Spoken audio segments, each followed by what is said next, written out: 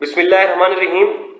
Welcome to P Group of Colleges and I am your instructor Shahbaz Jafar Qalandari. आज बड़ा हमने topic discuss करना है वो हैसेस लॉ को डिस्कस करना है। हैसेस लॉ पे मूव करने से पहले मेरा पुत्र मैं एक इंफॉर्मेशन आपसे शेयर करना चाहूँगा, ज़रा इसका बैकग्राउंड शेयर करना चाहूँगा ताकि आपको ये टॉपिक समझने में आसानी हो। हैसेस लॉ को डिस्कस करने से पहले बेटा हम कैलोरीमेट्री को डिस्कस करते हैं। कैलोरीमेट्री क्या है? It is science of मेयरिंग heat.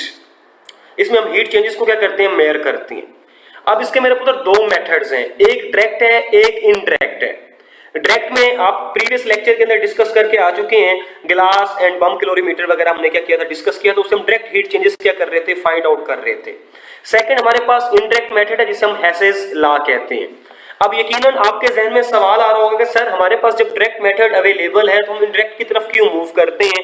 तो उसका मेरा सिंपल सा मेरा बेटा जवाब है, कुछ ऐसे प्रॉब्लम्स आ रहे थे कि हम डायरेक्ट जो हीट चेंजेस उनको मेयर नहीं कर पा रहे थे।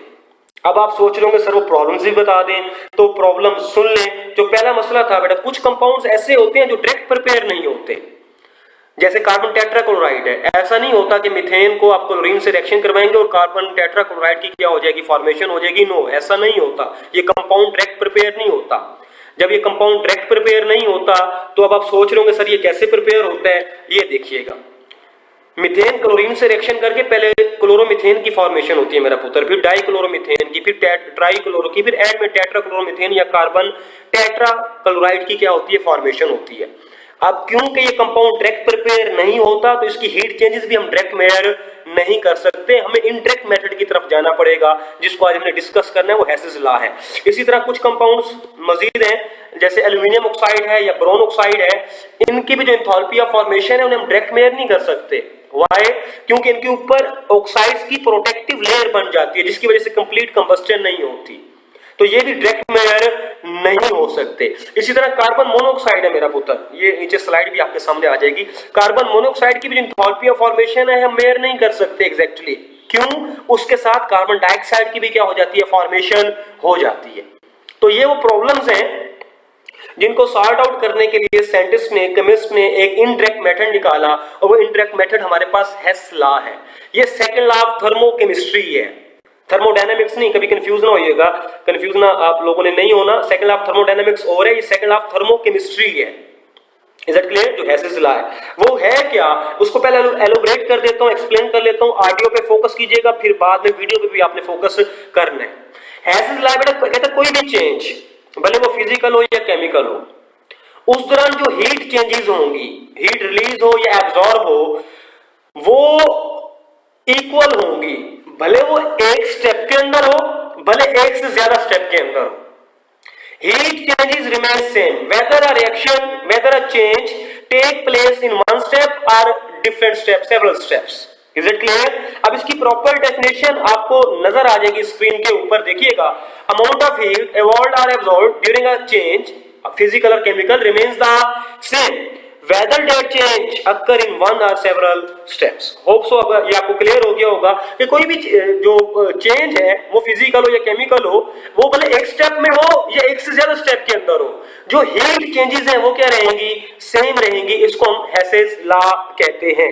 ये इसकी मैथमेटिकल फॉर्म से मजीद ये क्लियर हो जाएगा कि डेल एच ये टोटल हीट चेंज है, वो इक्वल है बेटा किसके, अगर वो एक से ज्यादा स्टेप के अंदर हो रहा है, del H one plus del H two and so on. इसको मजीद क्लियर करने के लिए हम मैं नेक्स्ट स्लाइड की तरफ मूव करता हूं, इंशाल्लाह प्रॉपर ये क्लियर हो जाएगा। जरा इसको देखिएगा नेक्स्ट स्लाइड को। ये हमने एक जनरल रिएक्शन लिया हुआ है जिसमें ए डी में कन्वर्ट हो रहा है। अब ये डायरेक्ट है, ए को हमने डी में क्या कर दिया, कन्वर्ट कर दिया। लेकिन जो स्टेप बनेंगे वो क्या बनेंगे, ए पहले बी में कन्वर्ट होगा, बी से सी में कन्वर्ट होगा, सी से बिल्कुल ठीक कहा आपने डी में कन्वर्ट होगा।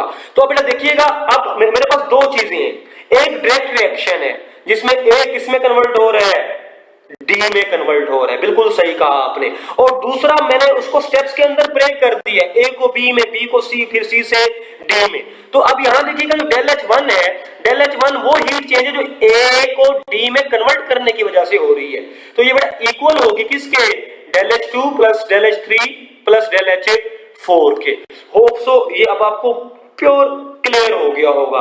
नहीं हुआ, नहीं हुआ, कोई रोक रह गया है? चले अगली स्लाइड के अंदर ये मजीद क्लियर हो जाएगा। जरा देखिएगा फॉर्मेशन ऑफ सोडियम कार्बोनेट को।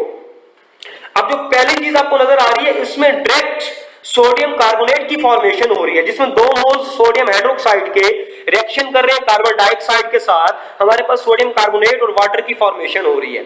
इस दौरान जो एनर्जी रिलीज हो रही है वो 89.16 किलो जूल पर मोल है। Is it clear? अब ये एक स्टेप है, 1 स्टेप है। अब इसको हमने स्टेप्स में क्या कर देना है, ब्रेक कर देना है। ये अब 2 स्टेप्स आपको नजर आ रहे होंगे। पहले स्टेप में क्या होता है, सोडियम हाइड्रोक्साइड का 1 मोल कार्बन डाइऑक्साइड से रिएक्शन करता है और सोडियम बाइकार्बोनेट की फॉर्मेशन होती है, और इस दौरान जो एनर्जी रिलीज होती है वो 48.06 किलो जूल पर मोल होती है। और इसके बाद सोडियम हाइड्रोक्साइड बेटा रिएक्शन करता है सोडियम बाइकार्बोनेट के साथ। ऊपर देखिए इसके 2 मोल है, यहाँ 2 मोल्स को हमने अलग-अलग लिख दी है।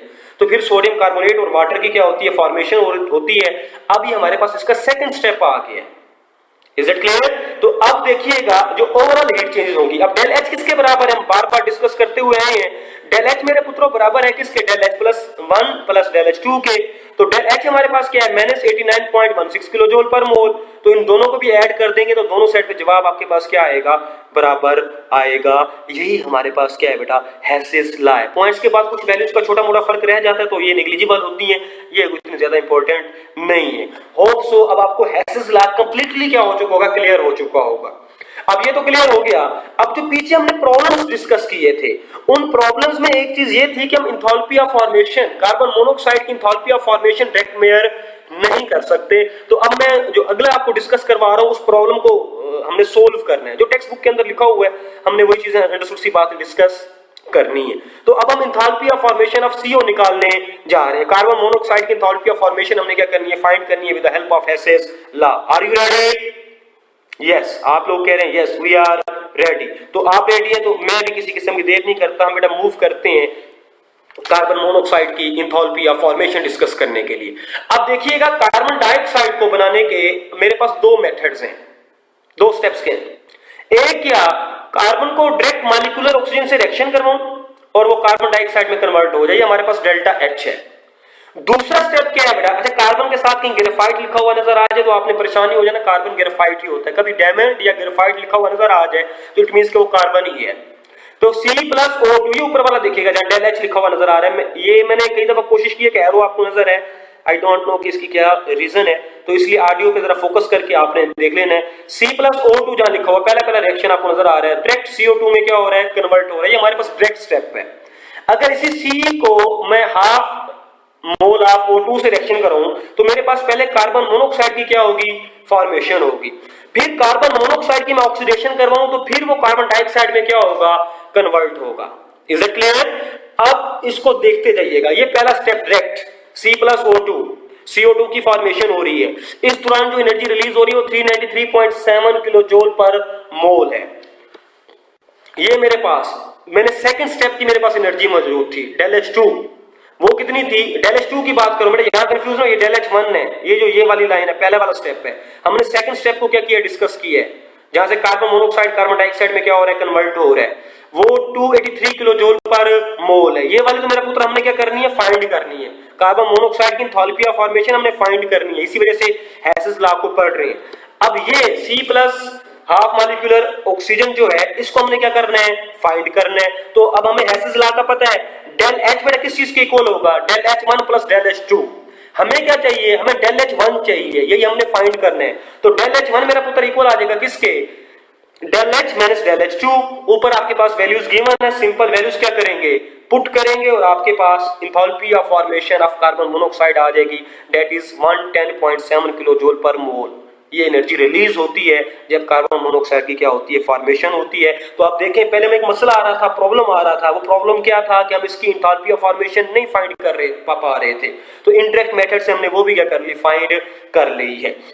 होप सो आपको ये क्लियर हो गया होगा। नेक्स्ट मेरा पुत्र ये क्लियर पिक्चर आपके सामने, C+O2 कार्बन डाइऑक्साइड, और ये स्टेप 1 और ये स्टेप 2, इसकी हमने फाइंड करनी थी, जो मैंने अब यहाँ लिख दी है 110.5 किलो जूल पर मोल। ये हमने क्या की, ये फाइंड की है, और ये कंप्लीट साइकिल आपके सामने आ गया। फॉर्मेशन ऑफ कार्बन डाइऑक्साइड का, फॉर्मेशन ऑफ कार्बन मोनोऑक्साइड भी आपसे क्या कर सकते हैं, फाइंड कर सकते हैं। होप सो ये कंसेप्ट भी आपको क्लियर हो गया होगा। इसी के साथ ही हमारा आज का लेक्चर खत्म होता है। अल्लाह और उसका रसूल आपका हामी हो नासिर हो। Stay at peak with peak. Allah Hafiz.